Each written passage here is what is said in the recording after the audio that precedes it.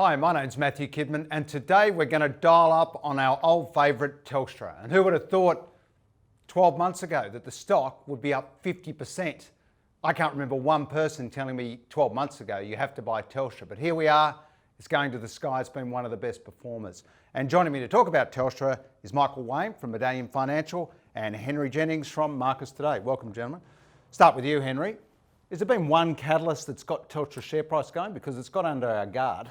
It has, hasn't it? It's been remarkable, really, and as you rightly say, no one would have really picked this. I guess there's a number of catalysts. One is the upcoming 5G and the sex and the sizzle that 5G brings to Telstra. And it's a long time since we've really talked about Telstra in that kind of light. It's always a fuddy-duddy old company. Everyone complains about it. But we've got 5G coming up, which is good. They've got on the front foot with the marketing. There's new phones out there, all very sexy. The other thing, of course, is that the opposition is really in disarray, if you like. We've got the TPG Vodafone merger, and we've got the Vocus on again, off again, on again, off again, 4 times a suitor situation going on there as well. So there's a lot of competition that's distracted. While Telstra has got this one clear message, we've got 5G. If you want to be at the forefront of technology, you've got to buy 5G. Okay, Michael, we can't talk about sex and sizzle all the time. We'll get bored of that. Let's get on to maybe some macro factors. Is there anything that in the general market that might have helped Telstra along and, as I said, caught us by surprise? Well, absolutely. We're looking at sort of record low interest rates in Australia. We've seen the 10-year Treasury yield fall from about 2.4, 2.5%.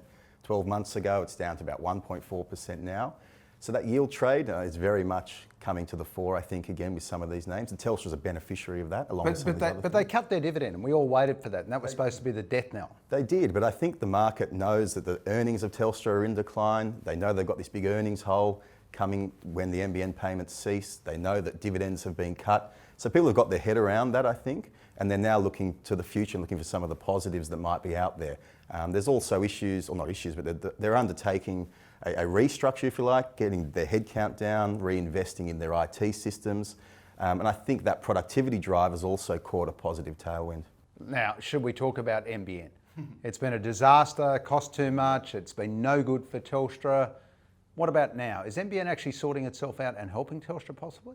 Oh, look, I don't think so. I think that NBN's really hurt the sector. It's been a race to the bottom, if you like, to try and win customers in the NBN, and that's really put margins under pressure, whether you're a TPG, a Telstra, Optus, any of the other players as well. So, well, I think we'll have to see one of two things: either the NBN wholesale price come down so that some of these companies can actually make a bit of money out of it, or we'll have to see a bypass of the NBN. What form that comes in is beyond me. Okay, Henry, what do you think about NBN? Do you think it can be a positive going forward? Let's get prices right.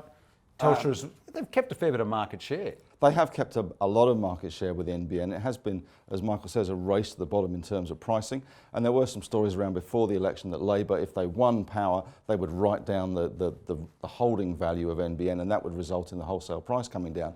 That didn't happen, and Scott Morrison has said that they're not really going to write down the value of the NBN. So it's hard to see wholesale pricing come down too much. But I think there is a chance that NBN could become kind of just a dinosaur in some ways. 4G is so good, so fast, and as we were talking about earlier off air, your data allowances now are getting to the stage where you can almost run your Netflix and your iTunes and everything else in the house on your 4G, and of course you've got 5G coming as well, which is going to be even quicker and much more bandwidth, so you can run a lot more devices off of that 5G. So I think there's a possibility that in 5 years' time, NBN will be consigned to the dustbin of just another mistake, a bit like the RBA with the $50 note and the responsibility. Nice 70 billion down the drain. Nice 70 billion down the drain. Play devil's advocate on the 5G side of things. There needs to be quite a big investment still to generate more bandwidth, and they're probably going to have to wait to the next round of spectrum, which is still